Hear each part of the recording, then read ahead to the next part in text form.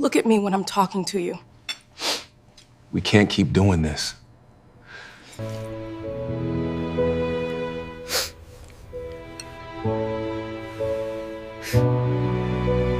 I always thought love from your family was unconditional.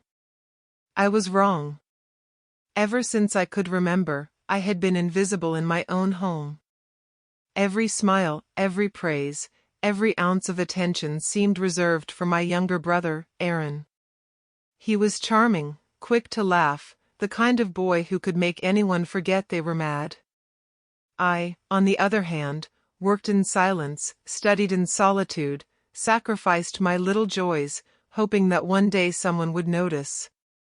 "Why don't you ever speak up?" my mother asked once, glancing at Aaron with a proud smile. "You've got to show them who you are." I swallowed my frustration, nodded, and walked away. I knew she meant well, but her words never reached me. It wasn't always like this. I loved my family, I still do, but love has a way of blindfolding even the best parents. My father, who could recite every one of Aaron's achievements by heart, never seemed to know what I accomplished.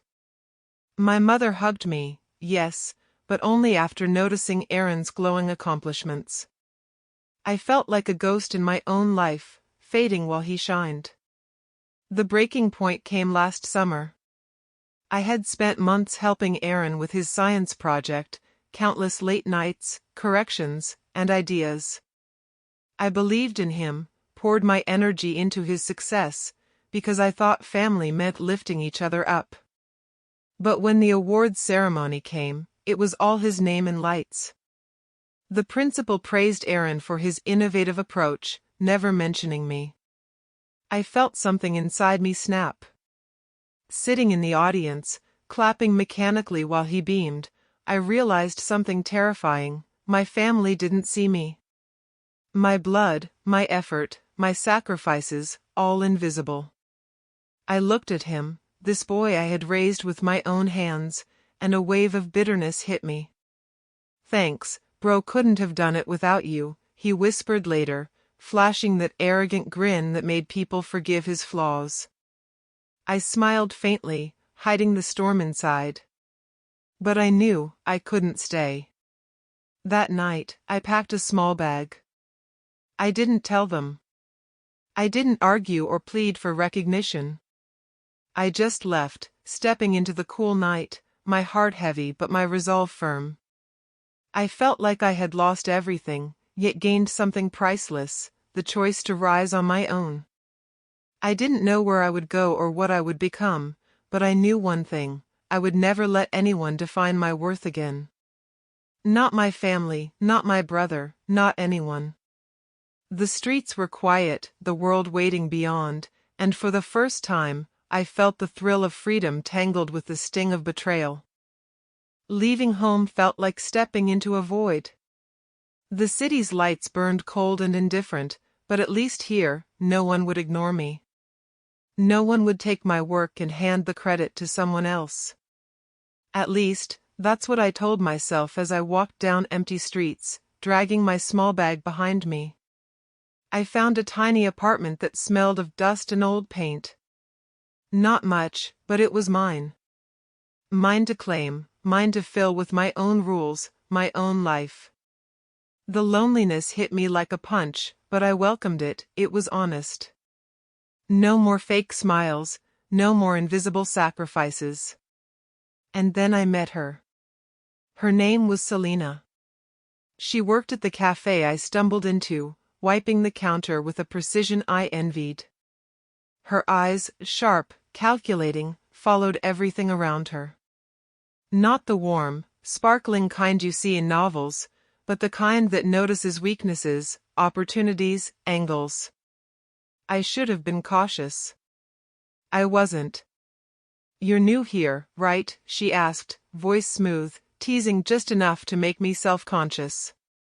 "Yeah, just moved in," I said, feeling exposed under her gaze. She smiled, not the ordinary smile, but one that made you think there was a plan behind it. "I like new beginnings," she said, as if she knew exactly what I'd been running from. I started coming back every day, drawn to her energy, her ambition. It was intoxicating.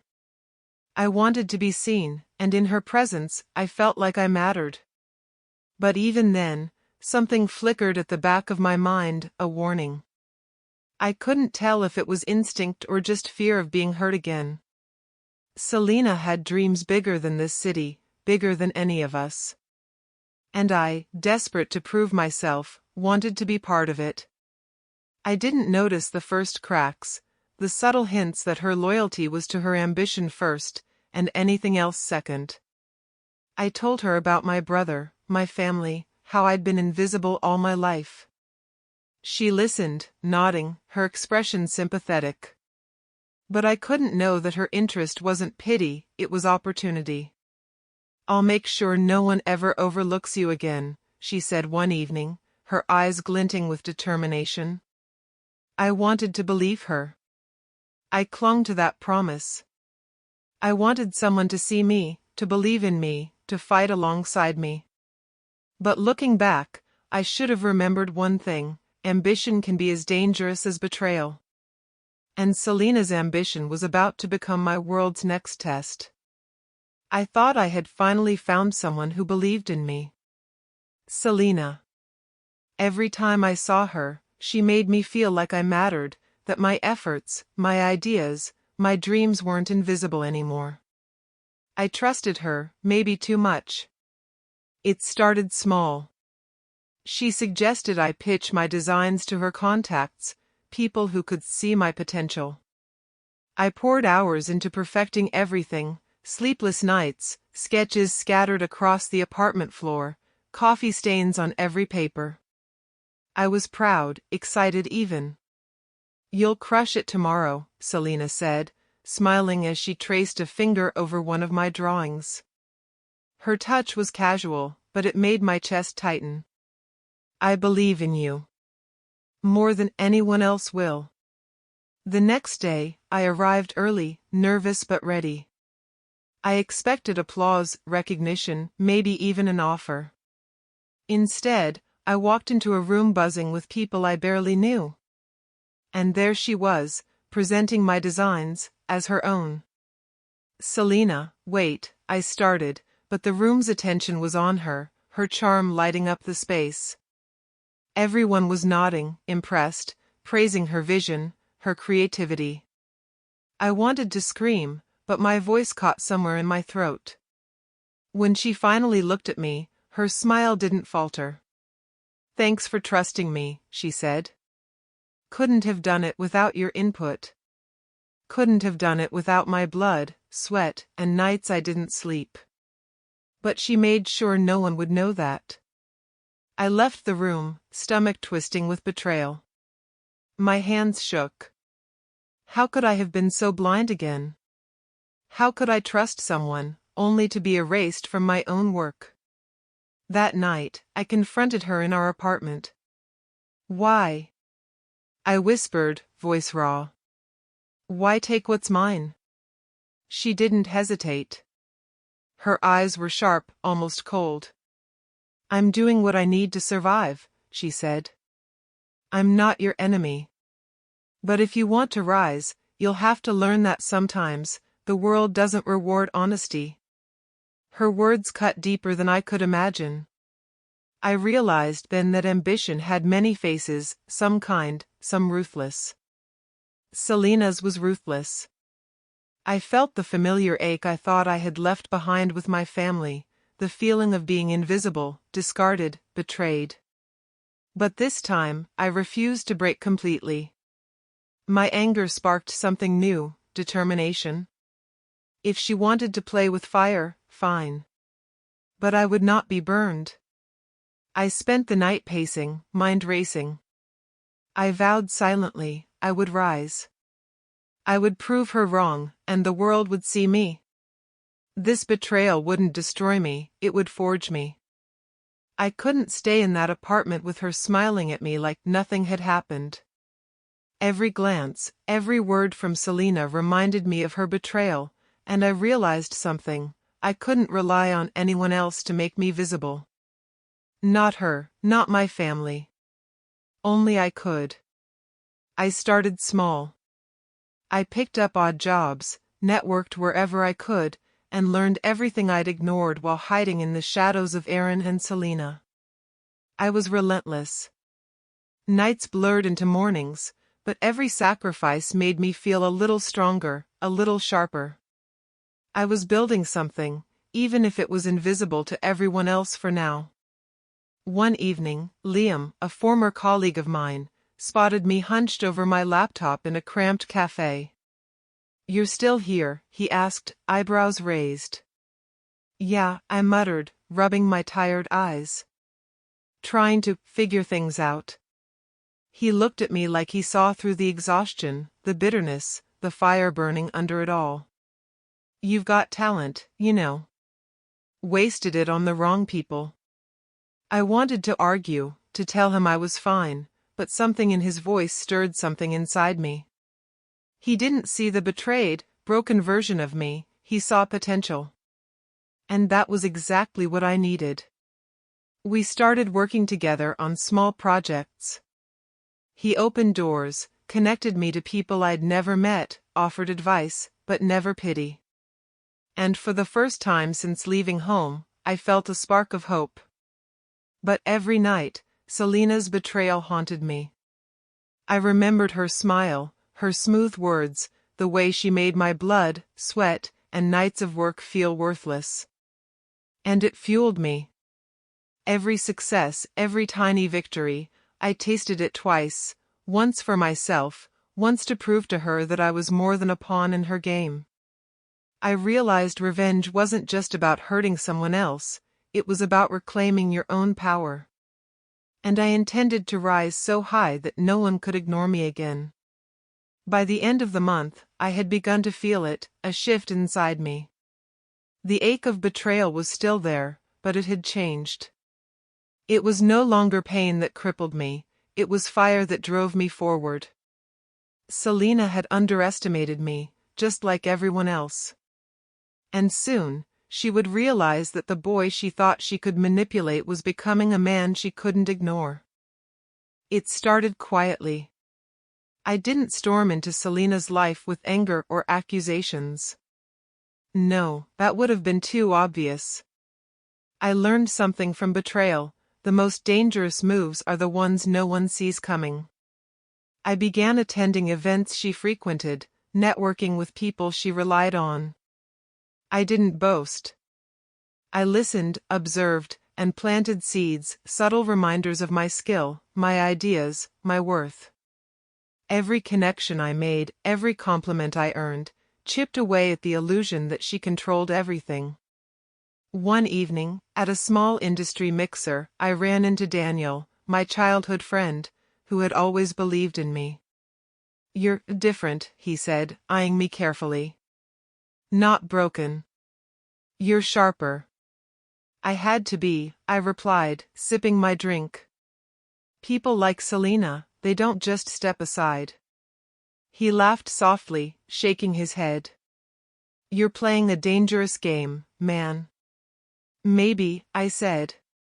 "But it's her game too." "Only difference?" "I'm not naive anymore." That night, I got my first taste of subtle revenge. Selena had been trying to pitch a project I had once shared with her contacts. But through connections I had quietly cultivated, I introduced my own improvements and ideas, positioning myself as the expert she had once dismissed. People noticed. They remembered me. And Selena? She didn't know it yet, but her control was slipping. Later, when she reached out, feigning casual friendliness, I smiled politely but kept my distance. "I'm busy," I said. She tilted her head, curiosity flashing in her eyes. "You're moving fast," she said, almost impressed. I didn't respond.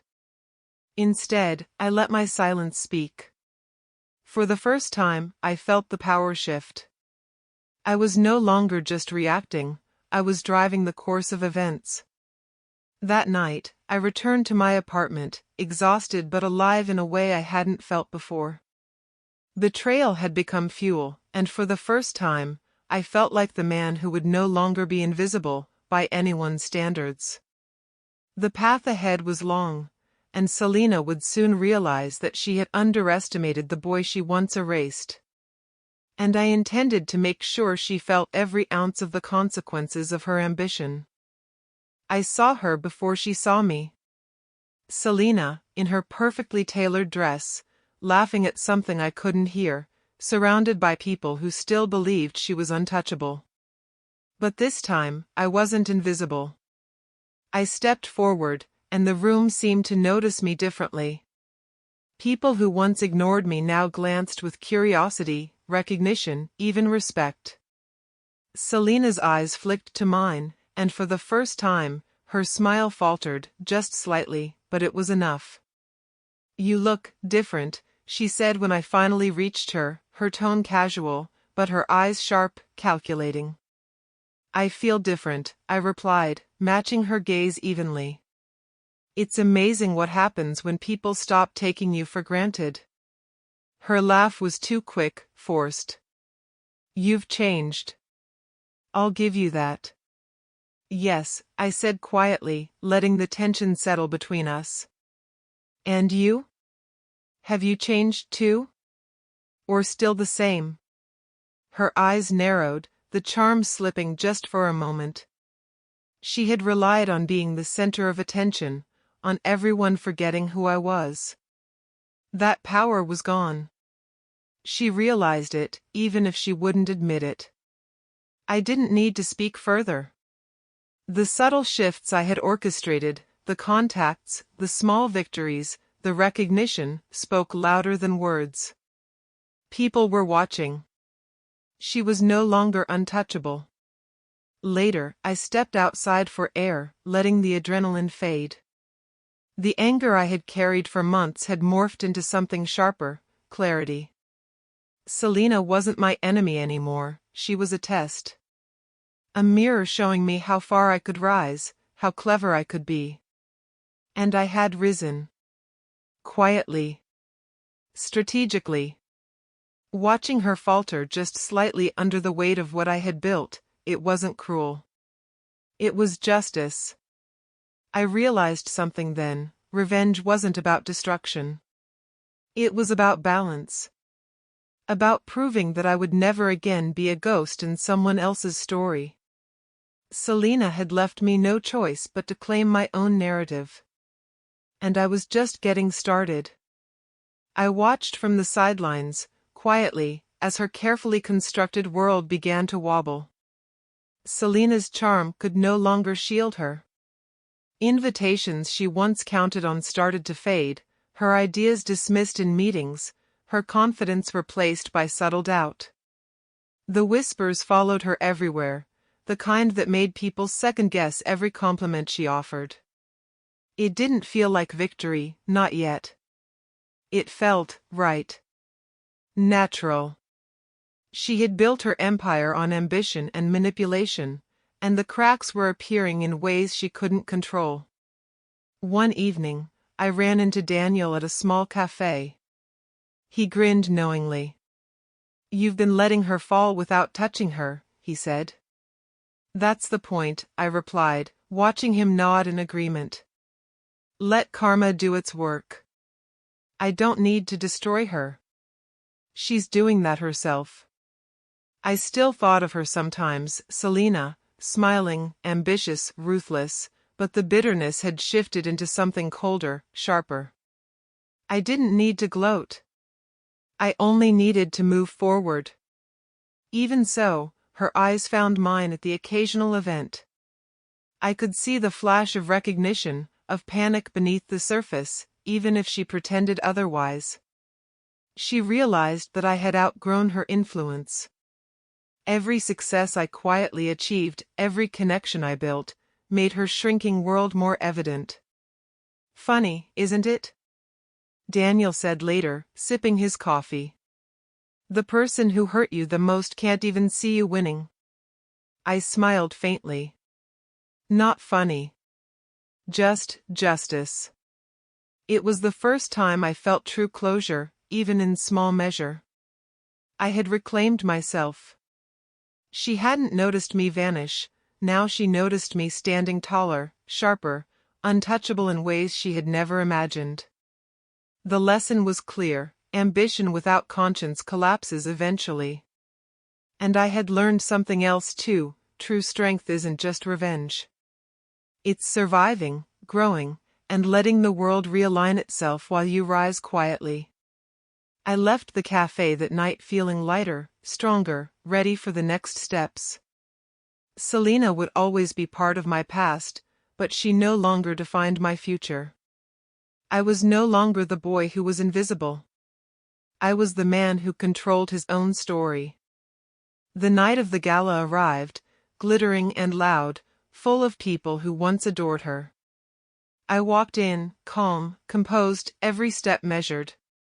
Selena saw me immediately, her eyes widened, the confident mask slipping just for a fraction of a second.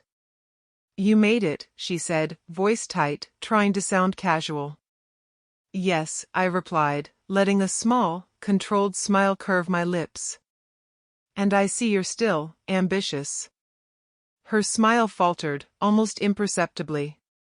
I had learned to read her by now, the way her charm cracked when she realized she wasn't in control. "You look successful," she said, her tone betraying surprise, maybe even envy. "I am," I said simply. "And so are you, if success is measured by appearances." Her hands twitched at her clutch. I could see the tension, the panic beneath her practiced elegance.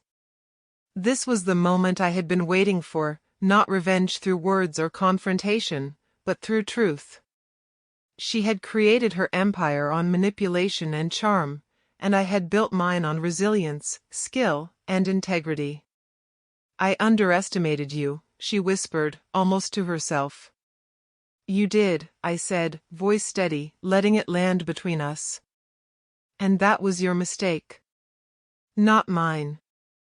People around us noticed the tension. Some were curious, others exchanged knowing glances. But I didn't need them. I was here for closure, not applause. Walking away from her that night, I felt a weight lift. The anger, the bitterness, the desire for recognition, it had all been transformed into something stronger: self-respect. I had outgrown the boy who needed validation. I had survived betrayal, used it to rise, and now I was untouchable in my own life. Selena would live with the knowledge of what she lost. That was enough. I didn't need to crush her further, life had already done that in subtle, inevitable ways. And for the first time in years, I felt peace. I realized then that revenge, karma, and justice weren't always about spectacle. Sometimes, the quiet triumph of rising above was far more powerful than any confrontation. I had claimed my life, my future, my dignity, and nothing could take that away. I walked past the places that once defined me: our old apartment, the cafe where Selena first drew me in, even the quiet streets I used to wander at night. Everything felt different now. Not just the city, but me. I was different. I thought about my family, about Aaron, about the people who never saw me. And for the first time, I didn't feel anger. Not really. I felt clarity. I had spent so many years seeking validation from others, letting their choices define my worth. But I had learned something crucial: my worth was mine, and mine alone. Selena's eyes would haunt me only in memory now. The subtle pangs of betrayal, the fire that had driven me, those were gone too, replaced by quiet strength. I had survived the lies, the manipulation, and the cruelty of ambition unchecked. I had grown, sharpened, and risen. I met Daniel one afternoon for coffee. He smiled knowingly, like he always did. "You finally look at peace," he said. "I am," I replied. Not because anyone recognized me, not because I proved anything to anyone else, but because I finally recognized myself. Liam had moved on to new projects, and I was building my own life, my own empire, quietly and honestly. No shortcuts, no betrayal. Just work, integrity, and persistence. I had learned that success felt sweeter when it was earned and not stolen. I realized the truth about life: people will hurt you, manipulate you, ignore you, but it's how you rise after that defines you. Pain could destroy me, or it could forge me. I chose the latter. As the sun set, casting golden light across the city skyline, I took a deep breath and smiled. I had left the boy who felt invisible far behind. The man I had become was strong, unshakable, and finally free. I had lost love, I had been betrayed, and I had fought to rise. And now, as I watched the world continue without me asking permission, I finally understood freedom, peace, and dignity were the only victories that truly mattered.